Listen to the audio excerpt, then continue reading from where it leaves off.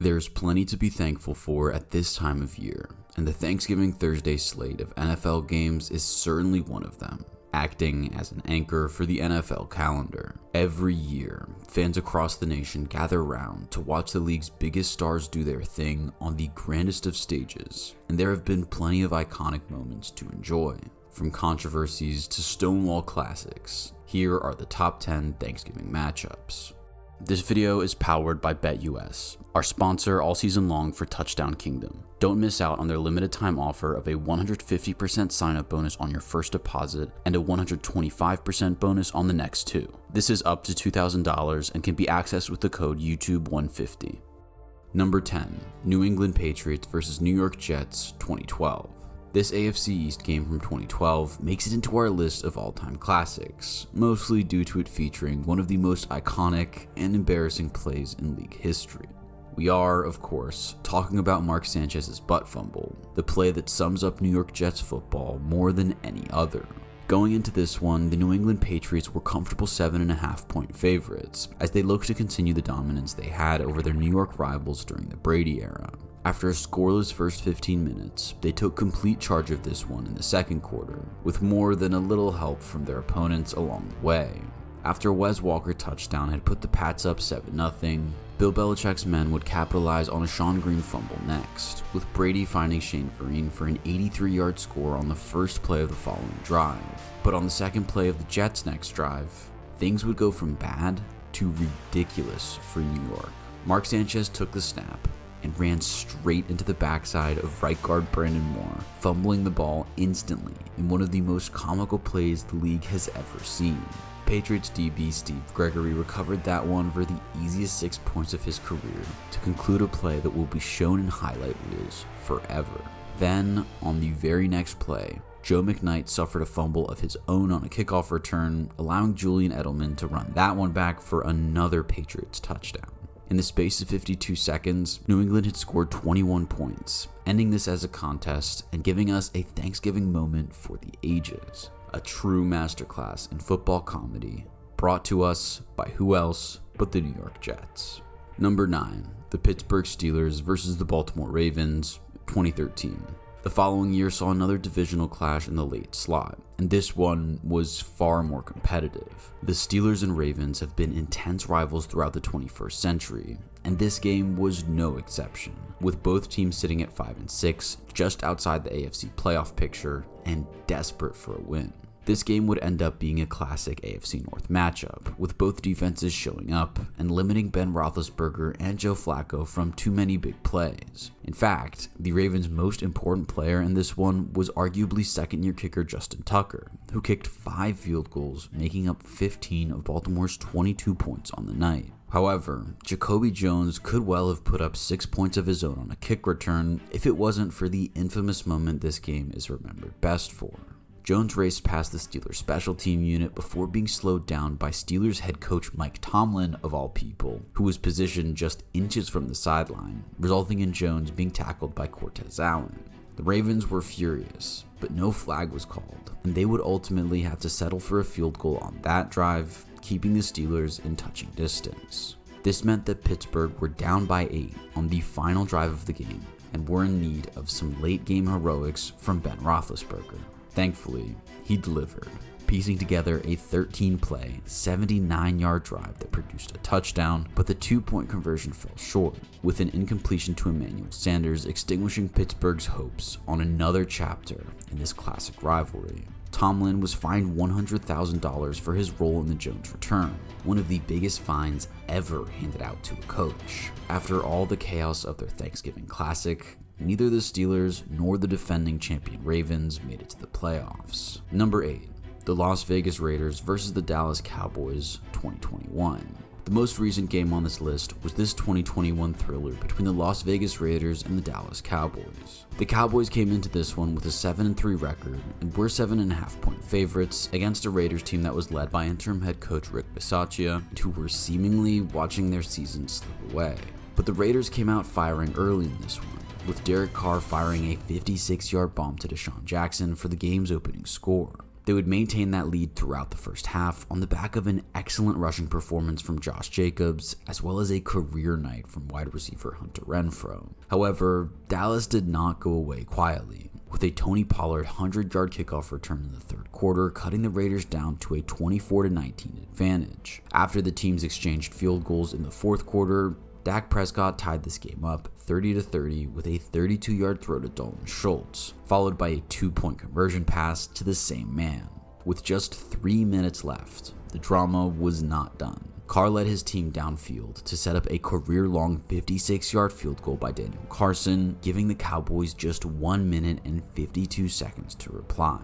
Thankfully, Prescott was unfazed himself, putting together a quick drive that allowed Greg Zuerlein to kick the 3 points Dallas needed to take the game to overtime.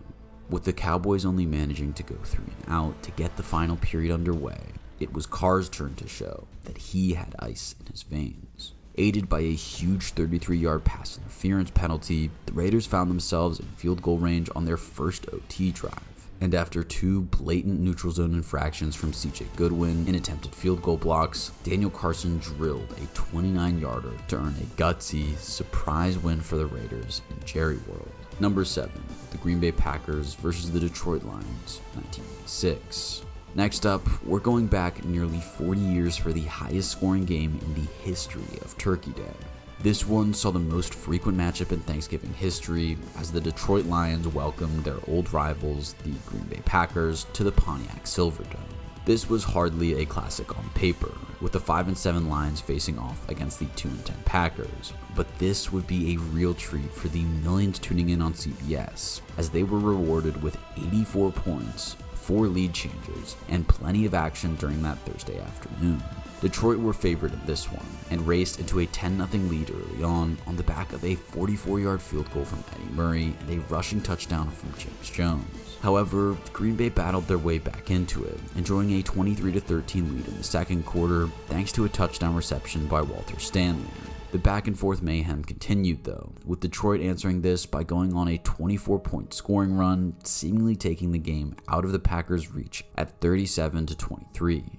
Unfortunately for Detroit, Walter Stanley had other ideas. Stanley had a fairly forgettable pro career, but on this day in 1986, he was the star of the show. Having already scored 1 touchdown on the day, Stanley took in a 36-yard effort for another score. Then, in response to another Lions field goal, Paul Caruth's touchdown for Green Bay set up a nervous finish for the Lions, with the score 40-37 in their favor.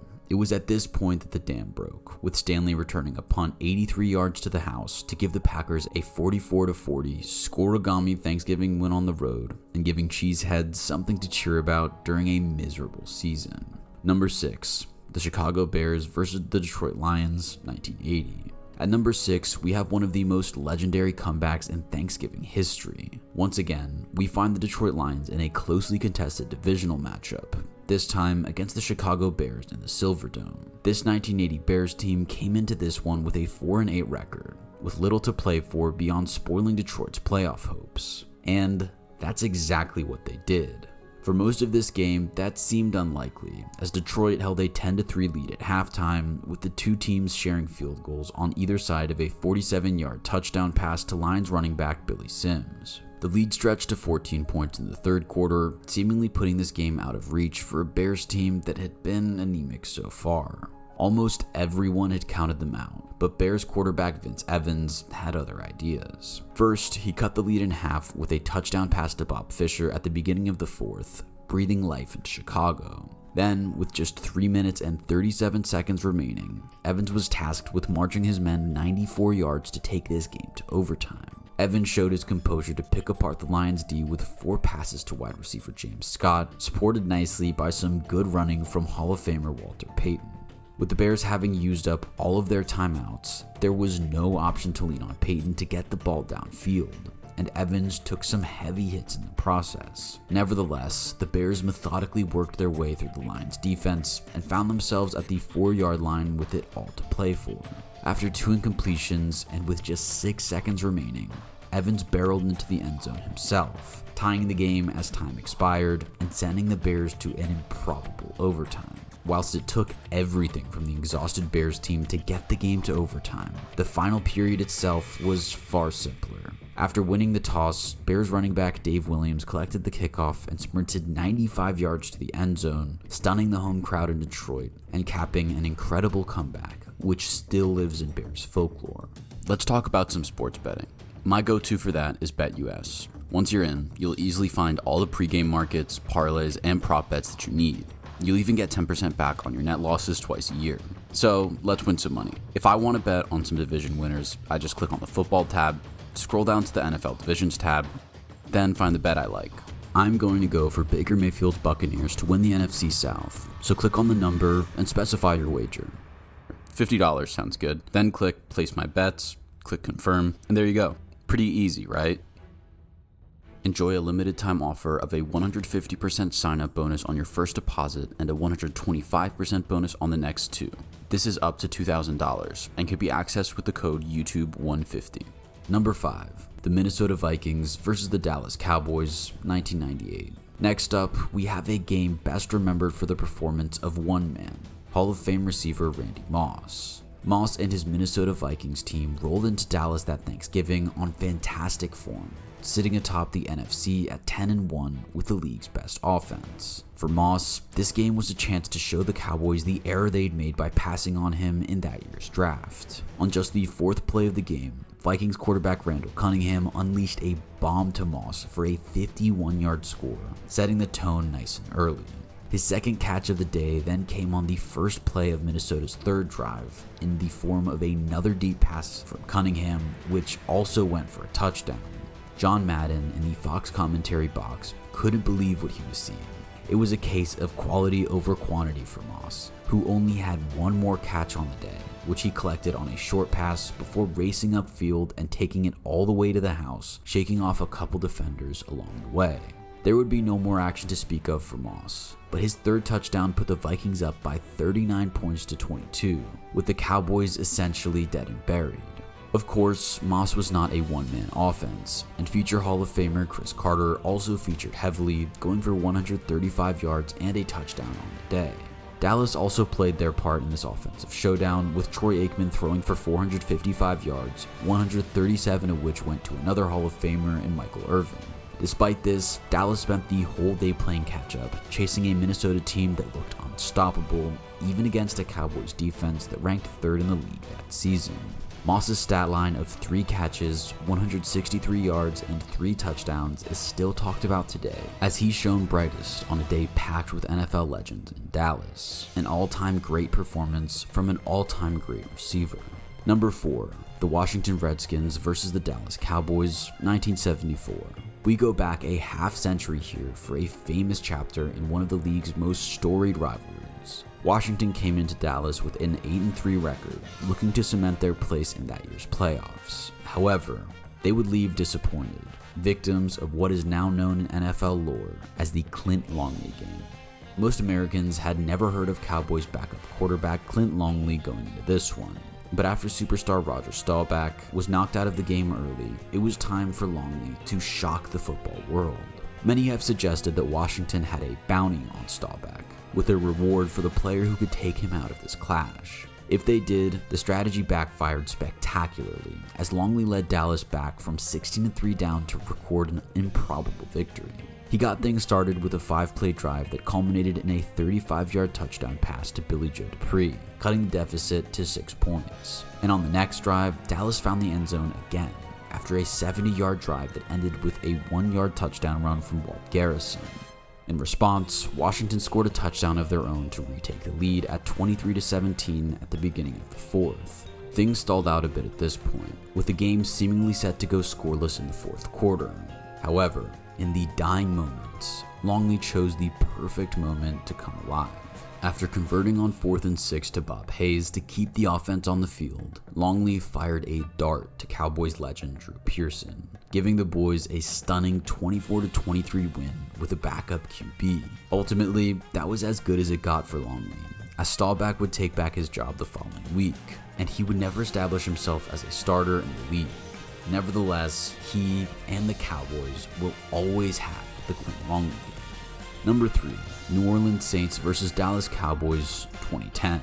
America's team are back up at number 3, hosting the reigning Super Bowl champion New Orleans Saints in 2010. Drew Brees marched his men into Arlington with a 7-3 record, looking to put away a struggling Cowboys team with an inverse 3-7 record. In the first quarter, everything was going to plan for New Orleans, with Chris Ivory putting up 2 rushing touchdowns either side of a Garrett Hartley field goal, giving the Saints a 17-0 lead after 15 minutes. But this Dallas team was not ready to go down without a fight, even whilst relying on a 38-year-old backup quarterback, John Kitna. After a defense-heavy second quarter led to a halftime score of 20-6, Dallas lifted themselves back into this one right at the start of the third, with a reverse play to wide receiver Miles Austin, who charged 60 yards for the score, cutting the Saints' lead to 7. After Reggie Bush then gifted Dallas a muffed punt, a 15-yard drive was finished with a touchdown run from Marion Barber. With just 6 minutes left, Dallas completed their unlikely comeback, once again taking advantage of a short field and punching in a 1-yard touchdown by Tashard Choice. 93,000 fans went absolutely wild, but Drew Brees wasn't done, finding Robert Meacham up the right sideline for a deep bomb on third down to move the Saints into the red zone. As everyone had come to expect from Brees by then, the legendary quarterback then delivered a clutch game-winning touchdown pass to Lance Moore on the very next play. There was just enough time for Dallas to set up a 59-yard field goal, which was missed, giving Sean Payton's men a thrilling victory. Number 2, Pittsburgh Steelers versus Detroit Lions, 1998. For our penultimate pick, we go back to 1998. Just hours before Randy Moss's clinic in Dallas, the Lions faced off against the Steelers in one of the most infamous endings in NFL Thanksgiving Day history. This matchup saw Hall of Fame running back Jerome Bettis playing in his hometown of Detroit for the first time, and he and his Steelers came into this one expecting victory, with the team having a 7-4 record heading into it. Much to their surprise, the Steelers were dragged into a real dogfight, with Detroit not giving an inch. Throughout 60 minutes of football, there were only 2 touchdowns scored, the first of which came in the third quarter with Steelers quarterback Cordell Stewart finding Will Blackwell on an absurd play where he managed to avoid 3 Detroit pass rushers before seeing his pass tipped by his own receiver into Blackwell's hands. The sole Detroit touchdown came with 6 minutes remaining, with Charlie Batch finding Herman Moore to tie the game at 13-13. The Lions then looked like they had pinched the victory via field goal, only for the Steelers to tie things up once again with a field goal of their own with just 4 seconds remaining. This one would have to be settled in overtime, but not before one of the most memorable coin tosses in league history. Jerome Bettis went out to represent the Steelers and called tails, which is what the coin landed on. However, referee Phil Luckett claimed to have heard Bettis call heads, and consequently handed Detroit the ball, sending Steelers fans wild with anger. Of course, Detroit then took just 7 plays to set up the game-winning field goal, which Jason Hansen knocked through from 42 yards. Who doesn't love a bit of controversy on Thanksgiving? Number 1, Miami Dolphins versus Dallas Cowboys, 1993. At number 1, we have arguably the most infamous blunder in league history, in a classic battle in Texas. Despite going into this one with an 8-2 record, Don Shula's Miami Dolphins entered this game as 10-point underdogs, partly because they were relying on backup quarterback Steve DeBerg, but also because they were playing against a Cowboys team that had won last year's Super Bowl and was tipped by many to repeat in 1993. In a rare snow game in Dallas, this would turn out to be a defensive showdown for the most part, with Troy Aikman in particular struggling to move the ball through the air. However, the game still had space for 2 truly explosive plays in the Dallas snow. First, Keith Byers would open the scoring with a 77-yard rushing touchdown for the Dolphins, outrunning the Cowboys' D and finishing up with a snow angel in the end zone. Dallas replied well though, with Kevin Williams bringing in a 4-yard touchdown pass from Aikman before doubling his touchdown tally by taking a punt return 64 yards to the house. After a couple of field goals for Miami and a missed attempt by Dallas, Miami found themselves with the ball in hand, down by 1 point and with just 2 minutes and 16 seconds left on the clock. Despite the best efforts of a stout Dallas defense, Steve DeBerg led the Dolphins upfield to set up a 40-yard attempt for kicker Pete Stoyanovich, which was blocked. Game over, right? No. Cowboys defensive tackle Leon Lett touched a ball that was still live, which was remarkably recovered by Miami at the 1-yard line. Jerry Jones couldn't believe it. The Cowboys couldn't believe it. No one watching on NBC could believe it. But Miami had one final shot to win this one with the ultimate chip shot field goal. After spending minutes clearing the field to take the kick, Miami sealed this most improbable, ridiculous of wins as Stoyanovich drilled the 19-yarder to secure the upset win on the road. As rough a loss this was for Dallas, they would ultimately win their second straight Super Bowl just 2 months later. But 30 years on, Leon Lett's blunder is still one of the most famous plays in Thanksgiving history, and earns this game the #1 spot for greatest ever Thanksgiving game. Where would you have ranked the Leon Lett game in Thanksgiving history, and which games do you think we missed out on? Let us know in the comments. Thank you to BetUS for sponsoring this video. Once again, if you'd like to sign up for BetUS, use the promo code YouTube150.